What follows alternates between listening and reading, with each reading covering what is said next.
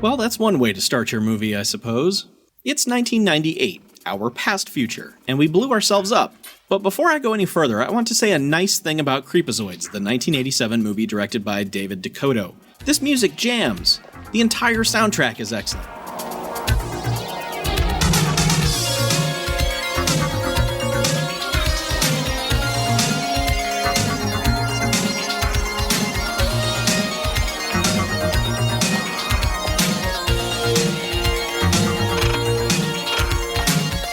Okay, now then.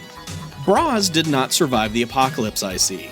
I mean, I don't mind, it's Linnea Quigley. Also, soon-to-be adult actress Ashlyn Gear, star of Talions 2 and 3 and Total Reball, is there too, as the modest one, laughably. Oh man, I love Reservoir Dogs. Best thing about when the opening credits are finally over? There's only an hour left in the movie. You gotta be double timing. Ow! What's wrong? It's bursitis. What? It's like tennis elbow, except I get it in my shoulder. You belly aching again? It's sensitive. Okay, I'm getting ahead of myself. Here's what Creepozoids is about. This group of people hides out in a research bunker because of acid rain or some such nonsense, and as we saw in the opening scene, there's a monster inside. Also giant rats, apparently?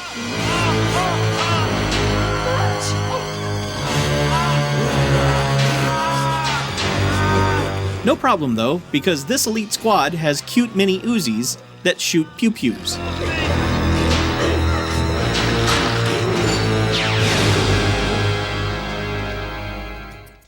Yeah, get used to this hallway.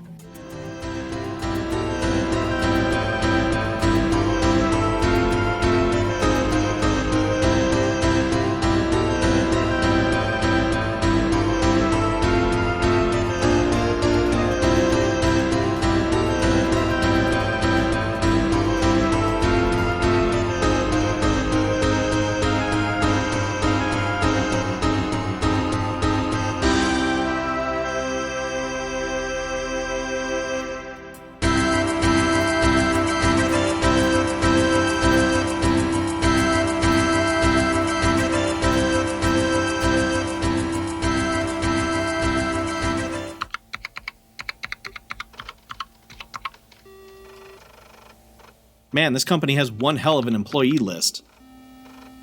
Apparently, scientists were trying to create a way for us to not need food anymore. Creepozoids were the result instead. Whoops. Oh, great.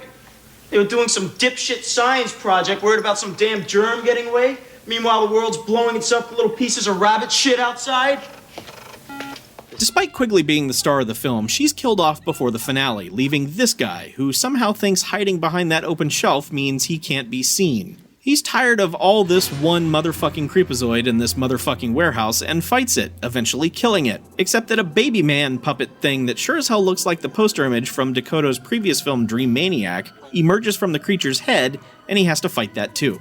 Then the film just kinda stops. Ugh, look, here's the deal. If a group of friends came to you and said, "We made a movie with this old camcorder, here, take a look," and it was Creepozoids, you'd be like, "Hey, cool you guys, nice job." But this is a movie that sits on a shelf with The Thing and Pulp Fiction. Hell, even though the Blu-ray release looks really nice and is actually the best looking David Dakota film I've ever seen, it's still a Blu-ray that costs 5 times what Pulp Fiction costs on Blu-ray. I know that's a weird metric, but look, this is just barely a movie. A for effort and all, and the baby monster, nonsensical as it is, moves fairly well, but this just feels like a movie that other people in a movie would be watching. It looks like it's filmed in the storage warehouse of the movie studio, and doesn't even have an act structure.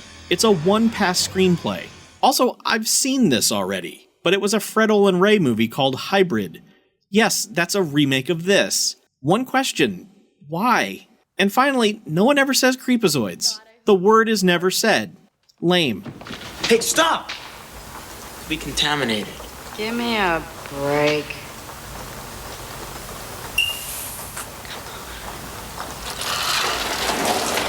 If this is poison, give me more. No use wasting it. Well, let's get us some chow, and that's all I'll ever need.